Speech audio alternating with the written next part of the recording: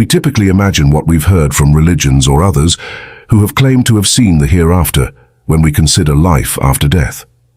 But what if there was a man who saw it clearly, like a soul-drawn map, rather than just speculating about it? A man who could see worlds beyond the physical, speak with the spirits, and comprehend the greatest secrets of life. That guy was early 20th century visionary Rudolf Steiner, whose insights about the afterlife went well beyond accepted wisdom. Steiner, who was born in Austria-Hungary in 1861, was a mystic and philosopher who professed to have an equally vivid perception of the spiritual and material worlds. He claimed to be able to communicate with souls, experience life after death, and access spiritual realms. But he was a scientist and a believer in the idea that the mysteries of the cosmos should be investigated and comprehended rather than accepted without question.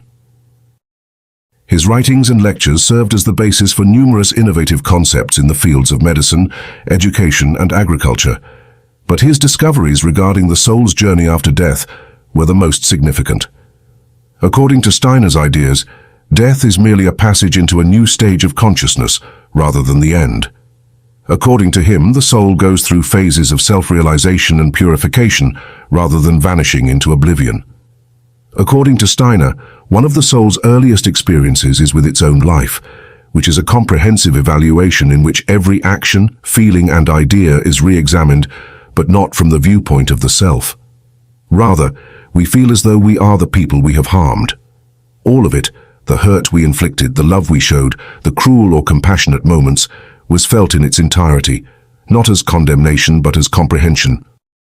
According to Steiner, this assessment is not a form of punishment but rather a cleaning, and a chance to make peace with the parts of our lives that we may have overlooked or misinterpreted.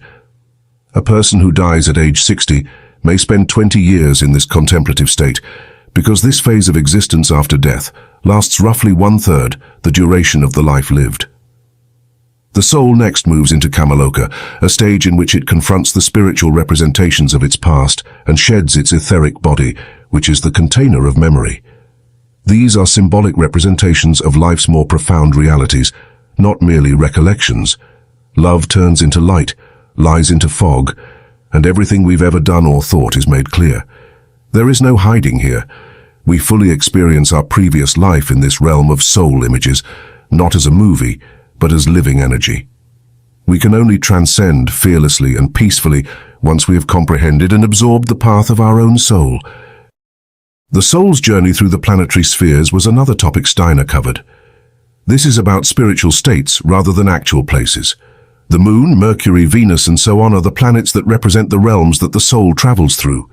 Each stands for a phase of letting go of the material self, including our goals, anxieties, and aspirations. The soul gets lighter and purer as it rises, until only the core of who we are is left. The idea that we can pick our next existence, however, is Steiner's most radical proposition.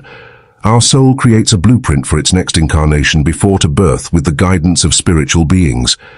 It chooses the family, the environment, the time, and the difficulties that will foster its development. Nothing occurs by accident. Heartbreak, poverty, and illness are not coincidences. Rather, they are chances for personal development. Every person we encounter, and every challenge we encounter is a part of a well-thought-out plan to help us grow, awaken, and fall in love. According to Steiner, we actively choose the lessons we must learn from life rather than becoming its victims. Furthermore, we don't simply vanish into thin air after we pass from this existence. Steiner asserts that although we enter the spiritual world again, the journey continues. Even if we can't always see them, the spirits of the dead nevertheless have an impact on us, guiding us and communicating with us in subtle ways. The deceased are never truly gone. They are always with us. The biggest mystery of all may be that every experience we have and every hardship we go through could be a soul's whisper attempting to reveal the truth about who we are and the world around us. One of the most fascinating and enigmatic aspects of Steiner's philosophy is his teachings on the moment of conception. He proposed that at conception, the soul does not enter the body right away. Rather, by listening to discussions, feeling emotions, and observing and experiencing the possible family, it waits for the ideal moment to establish a link with the body. This is a deliberate choice, a deep and enigmatic process, rather than an abrupt occurrence. Take a time to consider this concept. Steiner's ideas make us consider how intentionally we live our lives if we take them seriously. All of our words and intentions, no matter how minor, remain with us. There is nothing lost or forgotten. All of our thoughts, feelings, and experiences become a part of us after we pass away. Our true selves, our innermost thoughts, feelings, and behaviors are what define our spiritual reality, not the roles we play or the faces we present to others. These are the parts of ourselves that endure when we pass away. Steiner underlined that once we pass away, our true selves cannot be hidden by masks or societal roles. Nothing can remain hidden after death, he stated. Only the true you is left in the afterlife. This is something to be welcomed rather than something to be afraid of. Living in accordance with our authentic self is the only thing we can do because we cannot escape this reality. The idea that the spiritual realm doesn't start after death but has already arrived was one of Steiner's most deep and difficult concepts. He maintained that the line separating life and death is not as sharp as we frequently believe. Though we frequently aren't aware of it, the spiritual is constantly a part of the reality we live in. If we could only see it, this merging of the material and spiritual worlds would be a constant in our existence. Spiritual awareness can be developed, according to Steiner, but this is not about pursuing mystical abilities or paranormal encounters. It involves self-reflection, mental acuity, disbelief, and an effort to be truthful with ourselves. Spiritual development is an internal process that is private and quiet. It is not something to show off or display. It's a difficult journey that calls for commitment and hard work. Those that are prepared, however, will start to see and feel things more profoundly, gaining a deeper comprehension of life and the world. After attending Steiner's seminars, some of his students had heightened spiritual awareness, which showed up as more meaningful dreams, lessons learned within themselves, or even communication with deceased loved ones. Some claimed to have had clear visions. The path to spiritual growth is not always easy. It is frequently difficult and entails enduring pain in order to gain a deeper understanding. However, Steiner did not think that spiritual development was wholly bad or depressing. He also discussed the omnipresent love that permeates every second of our lives. He remarked that if we could really understand how deep this love is, we would cry. Not because we were afraid, but because we were so happy to be alive. Steiner thought that nothing happened by accident and that everything in life had a purpose. We become aware of these hidden signals as we learn to pay attention to the world around us, whether they are revealed through chance meetings, books that appear out of the blue, illness, quiet times, or love. One of Steiner's other important but less well-known teachings was his concept of a spiritual double. This is the higher half of ourselves, the portion that functions in the spiritual world rather than a guardian angel in the conventional sense. This spiritual twin, in contrast to a protector or guide, is an essential component of who we are and does not interfere in our day-to-day activities by giving orders or advice. In addition, Steiner forewarned of a strong force he called Ahriman, a being that would one day assume human form.